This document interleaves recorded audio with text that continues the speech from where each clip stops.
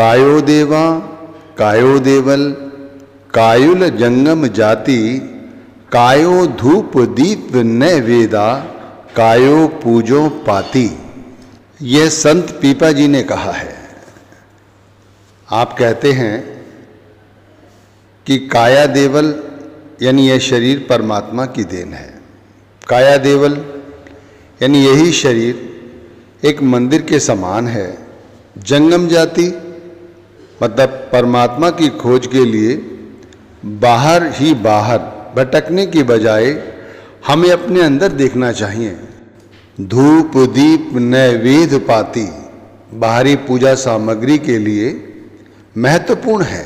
धूप भी चाहिए, दीप भी चाहिए, नैवेद्य भी चाहिए, पाती भी चाहिए। ये सब बाहरी पूजा की सामग्री हैं। पर मन की सच्ची भक्ति के लिए तो निर्मलता, अंदर की निर्मलता ही आवश्यक है।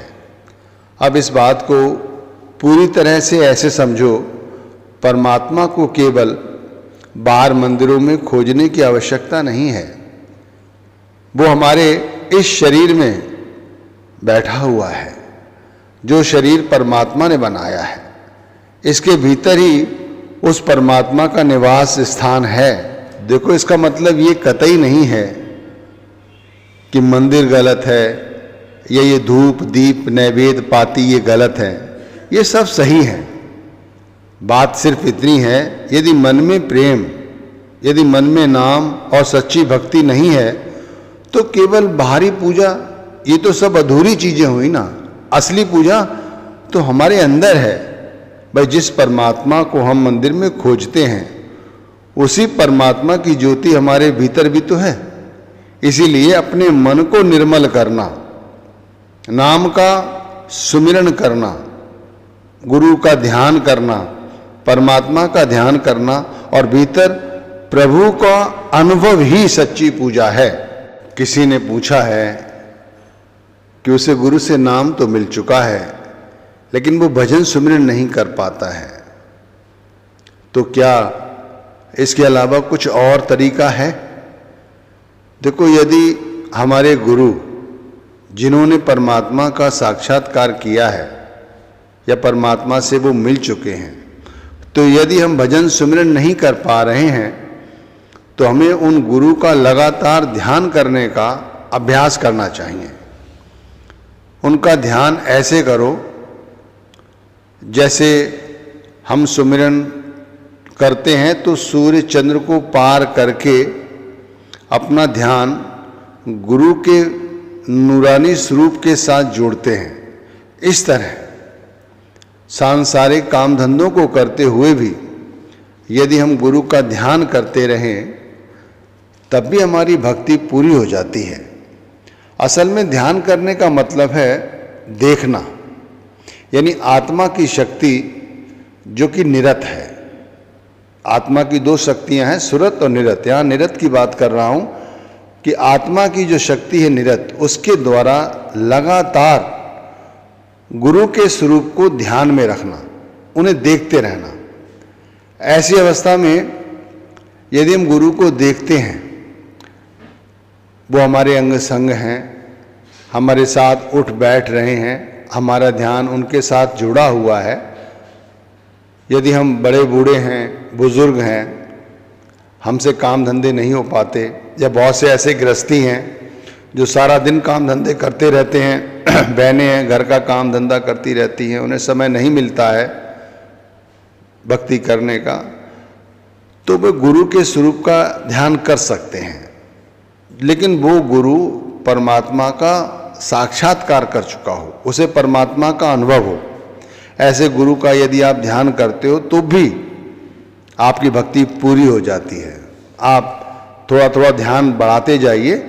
फिर अभी आपसे सुमिरन ध्यान भजन बिल्कुल नहीं हो रहा है, पर आप कुछ दिनों में वैसा पाएंगे कि आपको सुमिरन ध्यान भजन ये सब आप अपने आप करने लगेंगे। बहुत से लोग ऐसे हैं इस तरह का ध्यान करते रहते हैं और सारे काम धंधे करते रहते हैं, उन्हें गुरु हमेशा अपने अंग संग ही दिखाई देते हैं। वो ज़्यादा किसी से बातचीत नहीं करते, उनका ध्यान गुरु में ही लगा रहता है। यहाँ तक कि बहुत से लोग बुजुर्ग हो जाते हैं, शरीर में ताकत नहीं रहती और ऐसा लगता है कि वो मरने वाले हैं और मर भी जाते हैं, गुरु का ध्यान करते करते मर जाते हैं, तब भी उनकी भजन बंदगी पूरी हो जाती है, उन्हें मोक्ष मिल जाता है। किसी और ने प्रश्न किया है कि यदि गुरु के हम भाड़े में रहते हैं और हमारे साथ कोई घटियाई होती है और यदि हम उसका जवाब नहीं देते तो क्या हमारा जवाब गुरु देते हैं? बिल्कुल देते हैं। कई दफ़ा ज़िंदगी में कई चीज़ें बहुत परेशान करती हैं, हम जितना बचना चाहते हैं उतनी ही वो चीज़ें हमें और परेशान करती हैं। एक कथा के माध्यम से आपको समझाने की कोशिश करता हूँ। एक महिला थी जो भजन बंदगी किया करती थी, अपने आप को गुरु के भाड़े में ही रखती थी। वो, उसके पति और एक बेटा और बहू, बस 4 लोगों का परिवार था। बहू अभी जल्दी घर में आई थी। वो बीवी गुरु कृपा से 2.5 घंटे की पूरी बैठक पर बैठती थी और पूरे शिद्दत के साथ सुमिरन, ध्यान, भजन करती और उसके जीवन का सबसे पहला उद्देश्य यही होता कि ये काम पहले किया जाए, बाकी सारे काम बाद में। उसने कभी भी अपने गुरु से कुछ नहीं मांगा, वो सिर्फ गुरु के नाम की भजन बंदगी ही करती, सब कुछ गुरु को सौंप कर ही उस चीज को फिर स्वीकार करती। लेकिन कहते हैं ना, कई दफ़ा ज़िंदगी में कुछ ऐसी घटनाएं घटती हैं। उसके साथ भी एक घटना घटी कि उसकी बहू ने उस पर इल्ज़ाम लगाया कि उसके जेवर का डब्बा गायब हो गया है। फिर उसने शोर मचाया। उसके पति ने अपने पिता से कहा कि माता जी ने जेवर का डब्बा गायब कर दिया है। पिता को यकीन नहीं हुआ कि ऐसा हो सकता है। भाई वो बीवी भी काफ़ी रोई, बेटे ने भी अपनी बहू को काफ़ी समझाया, लेकिन वो मानने वाली कहाँ थी। उसने अपने पियर से अपने माँ बाप को बुला लिया, उसके माता पिता ने भी आकर खूब धुंध काटा, पुलिस कचहरी तक की बात आ गई। लेकिन वो बीवी भी रोने लगी, फिर उसका पति भी हाथ जोड़ने लगा, बेटे ने भी बहुत समझाया। आखिरकार बात वहीं की वहीं दब गई और फिर वो पुलिस को नहीं बुलाया गया। लेकिन वो बीवी परेशान रहने लगी। लेकिन वो फिर भी अपनी भजन बंदगी पर रोज जैसे बैठा करती थी बैठती। 2 से 2.5 घंटे की बैठक वो रोज करती, लेकिन अब उसका मन भजन बंदगी में नहीं लगता था। वो कोशिश बहुत करती थी कि उसकी भजन बंदगी बने, लेकिन भजन बंदगी उसकी बनती नहीं थी। लेकिन वो बैठक पर पूरी बैठती और बैठक पर बैठे बैठे रोने लगती। लेकिन उसने कभी अपने गुरु से ये नहीं कहा कि उसके साथ ऐसा कुछ हुआ है। लेकिन बहुएं कहते हैं ना, कहाँ छोड़ने वाली हैं लोगों को। उन्होंने अपनी सास को ताने देने भी शुरू कर दिए। दिन में भी वो अपनी सास से उलझने लगी। भाई एक दिन वो परेशान होकर जब बैठक पर बैठी तो पूरी बैठक पर ही वो रोती रही। लेकिन भाव गुरु से छुपते कहाँ हैं। वही हुआ जैसा होना चाहिए था कि एतवार का दिन था, वो बीवी सत्संग में जाने के लिए तैयार हो रही थी कि तभी दरवाजे पर बैल बजी। उसने जाकर गेट खोला तो देखा उसका समधी और उसका बेटा दरवाजे पे खड़े थे। अंदर आए तो भाई उसका बेटा रोने लगा, समधी भी रोने लगा, बीवी का पति भी आ गया, बेटा भी उठकर आ गया। शोर सुनकर बहू भी आ गई। क्या हुआ? पापा को रोते हुए देखा, भाई को रोते हुए देखा तो कहने लगे घर चलो, मम्मी की तबीयत बहुत खराब है, उन्हें तुम्हारे बाबा जी ने पकड़ा हुआ है। वो कहने लगे क्या कह रहे हो?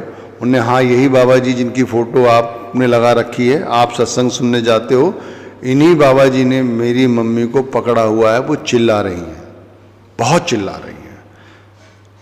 हम लोगों ने उन्हें दवाई भी दी।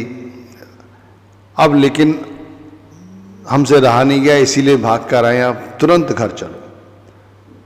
भाई देखते देखते सब लोग वहाँ पहुँचे। वहाँ पहुँचते ही जो बीवी थी वो रोने लगी अपनी समधन को देखकर रोने लगी, हाथ जोड़कर रोने लगी, कहने लगी, बहन जी मुझे माफ़ कर दो, मैंने अपनी बेटी के कहने पर ही आप पर ये इल्ज़ाम लगाया, आपके जो सोने का डब्बा जो है वो हमारे पास ही है और मेरी बेटी ने ये सब किया है। ऐसा कहकर वो फूट कर रोने लगी। उसकी बेटी भी काफ़ी रोने लगी और देखते ही देखते नज़ारा कुछ और ही हुआ, पर बात दूर तक निकल गई थी।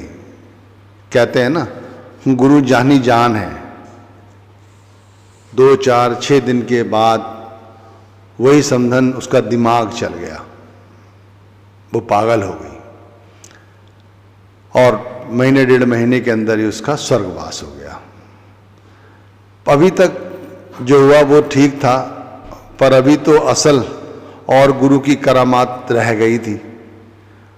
वो जो बहू रोज सास को परेशान करती थी वो भी परेशान रहने लगी, चिंता करने लगी।